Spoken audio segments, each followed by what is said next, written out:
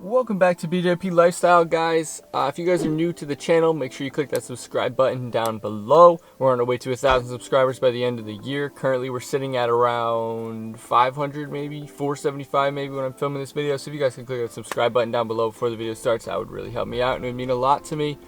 But let's jump right into the video. So previously, if you guys are new to the channel and you didn't see any of my previous content, you've just started watching at the Jeep videos, then you might not know that I had a 2016 Silverado that I featured on the channel, which was kind of what I started on with my channel. And basically, I didn't have any issues with it at all. The fuel pump did break before I traded it in for this, not that long before, which I did get fixed. I think it was about $1,100. But over the year and a half or so of making videos and having that, I didn't have really any issues with it. The only thing was the battery, which was my own personal fault. So just to like preface this, these are not like major issues, but I've only had this car for about a month and a half, and I'm already having a bunch of issues with it. So did I make a huge mistake buying this and trading in my truck for it?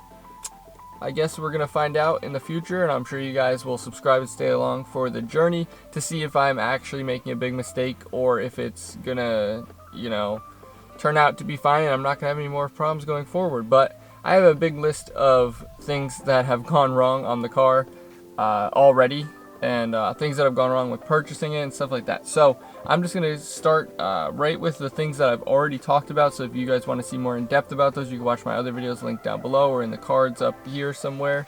And you guys can check those out because that'll kind of talk about more in depth with the issues that I was having. But I did talk about my alignment issues that I had. They had to align it like 3 or 4 different times before they finally got it right.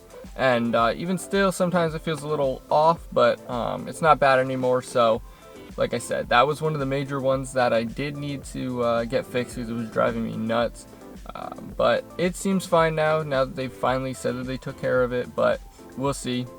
So if you want more in-depth, like I said, on these issues, I have other videos and you can watch them.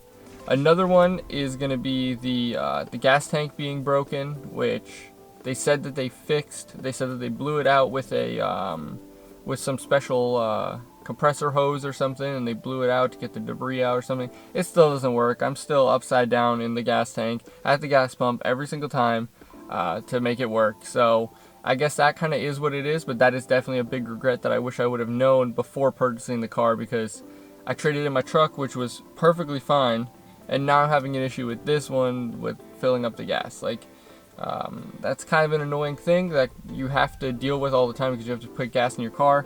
So that's definitely one thing that I wish I would have known before I bought this car. Now, the next one happened probably a week or two ago. I was driving. I was on my way to take my real estate test, actually.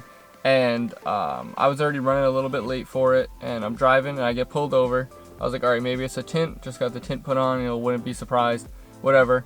Comes up to the window and he tells me that the plates on the back are not coming back to this vehicle. So I have combination plates right now on the Jeep, which were transferred from my truck, or so I thought. So all along I'm thinking that everything's fine, whatever. I start going through the paperwork. I don't even have a registration for the Jeep with those plates or anything. Like, I don't have any registration. So I'm like, I gave him all, like, luckily I had all the paperwork for the purchase of the car, so it doesn't look like I stole it.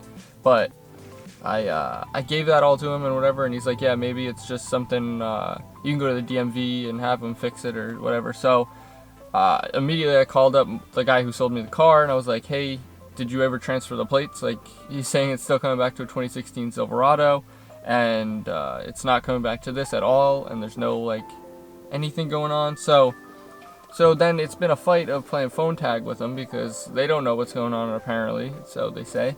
So I've been calling them and finally I called him like pretty much every day since then, and finally get a hold of him, and he starts trying to work on it, whatever. And he calls me back yesterday and tells me that I need to come in and they need to put a dealer plate on the car. So that's what I have to do after I go film and edit this video to go up today, is I need to go and get a dealer plate for my car because they never transferred my registration, and now I'm getting things in the mail about like the registration's going to be getting canceled or suspended because there's no insurance on the 2016 Silverado that I don't even own anymore. So it's a big mess, and that's definitely one thing that's like kind of annoying me about this, is like I went and purchased this and traded in my truck, you know what I mean? I thought everything was going to go smooth and be fine. Obviously not.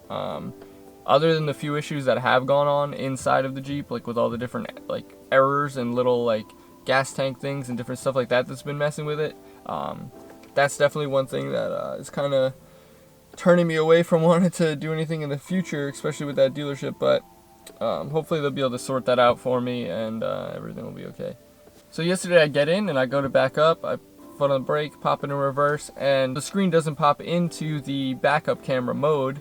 On the dash it shows like the park sense whatever turned off, because I don't use that auto stop bull that's on it. So put it in reverse, no camera pops up, so I put it back in park, turn off the car, turn it back on, trying to like get it to reset. Maybe it's something with that. Go in and you can actually tap the backup camera button, and I'm tapping that and it's just not opening, so I don't know what was going on.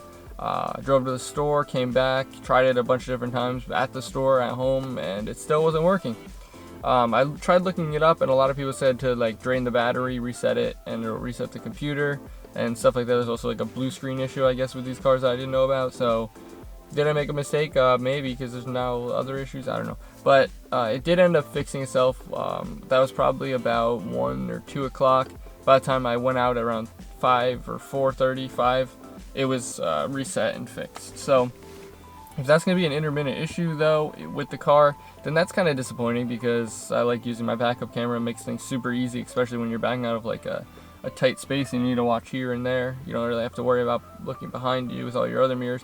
You just look there and you're good to go. But yeah, so that's another issue that I had yesterday. So it seems like the punches just keep coming, though they're very minor. That, you know what I mean? I'm very roll with the punches. You know, things aren't too bad.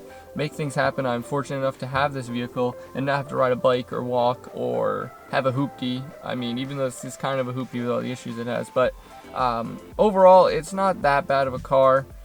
It is a good car. I enjoy driving it. The exhaust is hopefully on the way. I gotta call them again. They said it was shipping Monday. It's not here yet. I haven't got a shipping link, anything like that. So I'm gonna call them up after I edit this, or while I'm editing this video, and see if they can tell me what's up with that. So hopefully the exhaust will be coming. That's gonna raise the fun factor just through the roof. So we're waiting for that. I have a few other things planned for the car.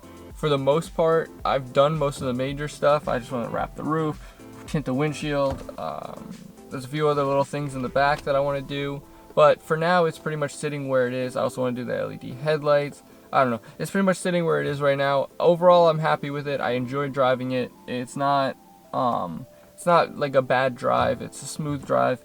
And so far, mechanically, it's been okay. It's just been a few minor little things that are very, very annoying that I didn't have on my truck. So I'm not sure. Maybe I did have an issue, or maybe it was a mistake to trade in my truck for this, because I didn't have issues like this with my truck. That's going to be about it for this video though, guys. Like I said at the beginning, make sure you do subscribe. We're on our way to that 1,000 subscriber mark. We're trying to hit it by the end of the year. We only got about a month or two left, so if you guys could do that, that would mean a lot to me. And of course, click that like button down below to help the YouTube algorithm, to help this video spread, help the channel grow, help me out personally. I'd mean a lot. And of course, comment any problems that you have. If you regret trading in and getting your Jeep, or if you are looking into buying one of these Jeeps and maybe now you're not interested in it when you hear all the problems and you start looking them up. But that's about it for this video, guys. Peace!